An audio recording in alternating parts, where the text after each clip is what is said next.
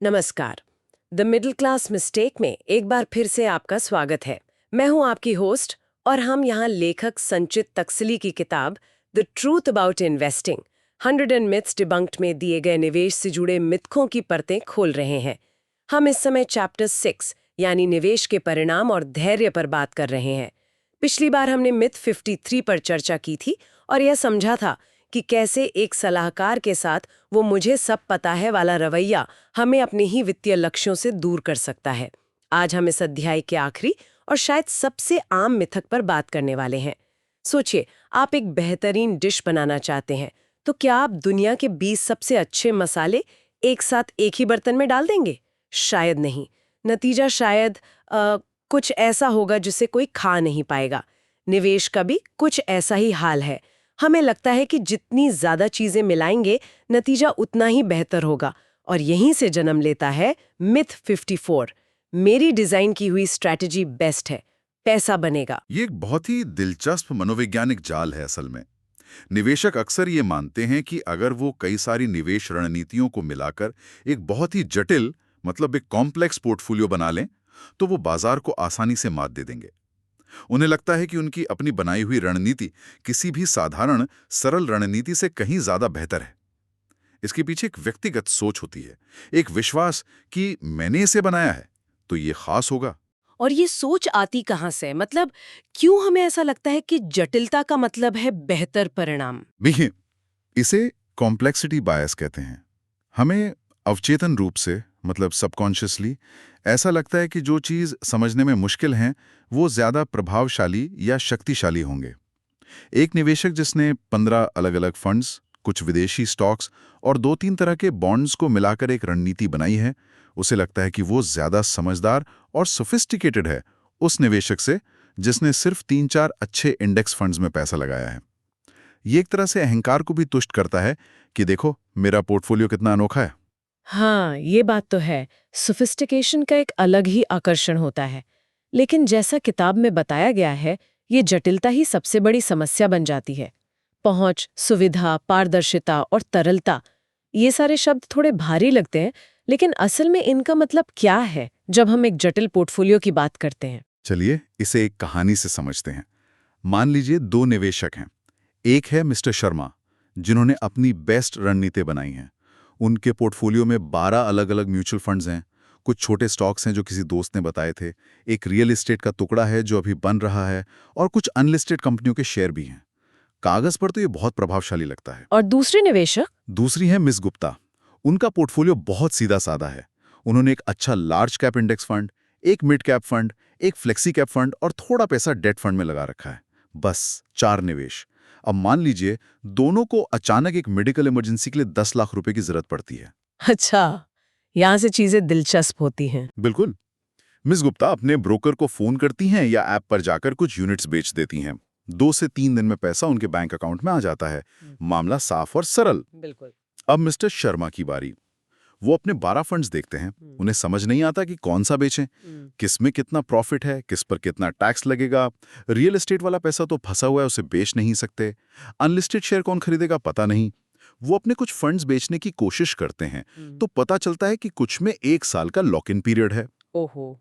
तो यहां पर पहुंच यानी एक्सेसिबिलिटी और तरलता यानी लिक्विडिटी दोनों की समस्या आ गई। बिल्कुल। वो अपने ही पैसे तक आसानी से पहुंच नहीं पा रहे हैं। और उसे जरूरत के समय कैश में नहीं बदल पा रहे हैं। एकदम सही। और अब पारदर्शिता की बात करते हैं। मिस्टर शर्मा को लगता था कि उनका पोर्टफोलियो बहुत डाइवर्सिफाइड है, लेकिन जब उन्होंने गहराई में जाकर देखा तो पता चला कि उनके 12 में से 7 फंड्स ने उन्हीं टॉप 10 कंपनियों में पैसा लगाया हुआ था। अच्छा। मतलब नाम के लिए 12 फंड थे, पर असल में वो एक ही तरह के शेयरों में जरूरत से ज्यादा निवेशित थे। इसे ओवरलैपिंग कहते हैं। ये पारदर्शिता की कमी है। आपको पता ही नहीं कि आपका पैसा असल में जा कहाँ रहा है। ये तो ऐसा हुआ कि आपने 7 अलग-अलग रेस्टोरेंट से बिरयानी ऑर्डर की, लेकिन बाद में पता चला कि उन सब का सप्लायर एक ही था। स्वाद और सामग्री लगभग एक जैसी। और इस पूरी प्रक्रिया की लागत यानी कॉस्ट का क्या? बहुत अच्छा सवाल। अक्सर ये जो जटिल प्रोडक्ट्स होते हैं जैसे कुछ खास थीमेटिक फंड्स या स्ट्रक्चर्ड प्रोडक्ट्स, उनके एक्सपेंस रेशियो यानी मैनेजमेंट फीस भी ज्यादा होती है। मिस्टर शर्मा अपने पोर्टफोलियो पर कुल मिलाकर शायद 1.5 से 2% सालाना फीस दे रहे थे, जबकि मिस गुप्ता का काम 0.5% से भी कम में हो रहा था। लंबी अवधि में ये 1-1.5% का फर्क लाखों का अंतर पैदा कर देता है। तो जटिलता अपने साथ ज्यादा लागत भी लाती है। लेकिन एक मिनट, यहाँ एक सवाल उठता है। दुनिया के सबसे सफल निवेशक जो बड़े बड़े हेज फंड्स हैं, वो तो बहुत ही जटिल रणनीतियों का इस्तेमाल करते हैं। तो अगर वो कर सकते हैं, तो एक आम निवेशक के लिए गलत क्यों है? ये एक बहुत ही जरूरी सवाल है और यहीं पर आम निवेशक गलती करते हैं। वो बड़े संस्थानों की नकल करने की कोशिश करते हैं। हमें यह समझना होगा कि एक हेज फंड के पास एनालिस्ट्स की पूरी फौज होती है, उनके पास महंगे सॉफ्टवेयर्स होते हैं और उनका काम ही दिन रात बाजार को ट्रैक करना है। वो जटिलता को मैनेज करने के लिए बने हैं। एक आम निवेशक जो अपनी नौकरी या बिजनेस के साथ निवेश कर रहा है, उसके पास ना तो उतना समय है, ना संसाधन और ना ही वैसी विशेषज्ञता। हमारे लिए जटिलता को मैनेज करना एक और काम बन जाता है और अक्सर हम उसमें चूक जाते हैं। तो इसका मतलब ये है कि हमें अपनी सीमाओं को समझना होगा। तो समाधान क्या है? किताब में किस सिद्धांत का जिक्र है? Keep it simple and stupid. ये सुनने में थोड़ा मजाकिया लगता है, लेकिन इसका मतलब क्या है? Keep it simple and stupid का मतलब आलसी होना नहीं है। इसका मतलब है स्मार्ट होना। इसका मतलब है यह समझना कि निवेश में सफलता फैंसी प्रोडक्ट से नहीं, बल्कि अनुशासन, धैर्य और सही एसेट एलोकेशन से आती है।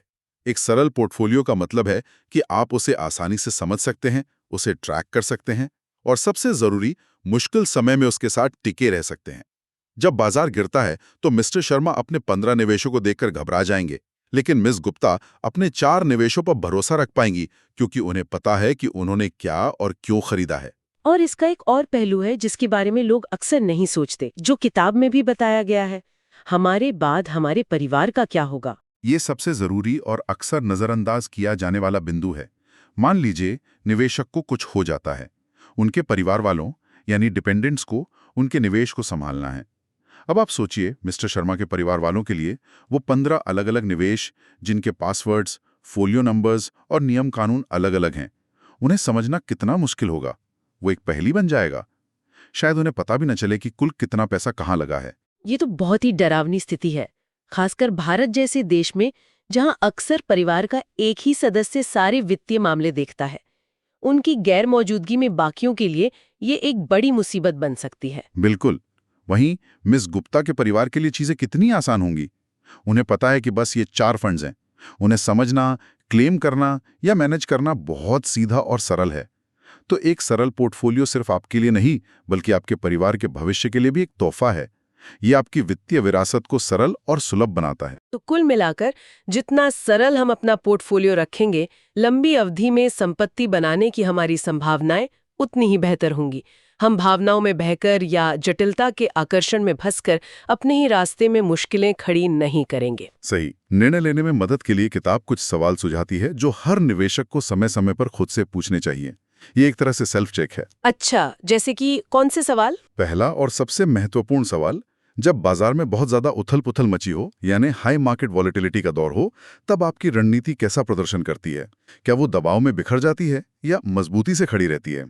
एक जटिल रणनीति अक्सर ऐसे समय में आपको इम्पल्सिव फैसले लेने पर मजबूर कर देती है। दूसरा सवाल शायद ट्रैक रिकॉर्ड के बारे में होगा। हाँ, इन रणनीतियों का ट्रैक रिकॉर्ड क्या है, और उससे भी जरूरी, क्या आपने इन्हें लगातार और अनुशासन के साथ लागू किया है, या आप हर 6 महीने में बाजार के ट्रेंड के हिसाब से अपनी बेस्ट रणनीति बदलते रहते हैं? अगर आप बार बार रणनीति बदल रहे हैं तो असल में आपकी कोई रणनीति है ही नहीं। और शायद सबसे जरूरी सवाल ये है कि क्या ये सब हमारे असली लक्ष्य से जुड़ा है? बिल्कुल। क्या आपकी वर्तमान रणनीति आपके व्यापक वित्तीय लक्ष्यों, मतलब ओवरऑचिंग फाइनेंशियल गोल्स, के साथ तालमेल बिठाती है? कहीं ऐसा तो नहीं कि आप शॉर्ट टर्म मुनाफे के चक्कर में अपने लॉन्ग टर्म लक्ष्यों जैसे रिटायरमेंट या बच्चों की शिक्षा से भटक गए? एक fancy international real estate technology fund सुनने में अच्छा लग सकता है, लेकिन क्या वो आपके बेटे की कॉलेज की फीस भरने के लक्ष्य में फिट बैठता है? ये सवाल हमें वापस जमीन पर ले आते हैं और सादगी की अहमियत समझाते हैं। तो आज हमने मिथ 54 के साथ चैप्टर 6 को समाप्त किया और ये बहुत गहराई से समझा कि निवेश की दुनिया में सादगी ही असली परिष्कार है। किस सिद्धांत न केवल हमारे निवेश को मैनेज करना आसान बनाता है, बल्कि अप्रत्यक्ष रूप से हमारे परिवार के भविष्य को भी सुरक्षित करता है। यहाँ से अब हम एक नए और बहुत ही महत्वपूर्ण अध्याय की ओर बढ़ रहे हैं। अगर हम अपनी ही रणनीति को नहीं समझ पा रहे, तो फिर किसी और को, यानी एक प्रोफेशनल को, इसे मैनेज करने के लिए हायर करने का सवाल उठता है। और यही हमें चैप्टर 7 पर लाता है, illiteracy on financial products and services, यानी वित्तीय उत्पादों और सेवाओं पर निरक्षरता। अगली बार हम मिथ 55 पर बात करेंगे, पैसे मैनेज करने के लिए प्रोफेशनल को हायर करना ही चाहिए। क्या हमें अपने पैसे का प्रबंधन करने के लिए हमेशा एक पेशेवर की मदद लेनी चाहिए, या ये भी एक मिथक है जिसे तोड़ने की जरूरत है? इन सवालों के जवाब जानने के लिए अगली कड़ी में हमारे साथ जरूर जुड़िए। वित्तीय साक्षरता की इस यात्रा में हमारे साथ बने रहने के लिए धन्यवाद। ऐसे और मिथकों की सच्चाई जानने के लिए the middle class mistake podcast series सुनते रहिए। जय गुरुदेव।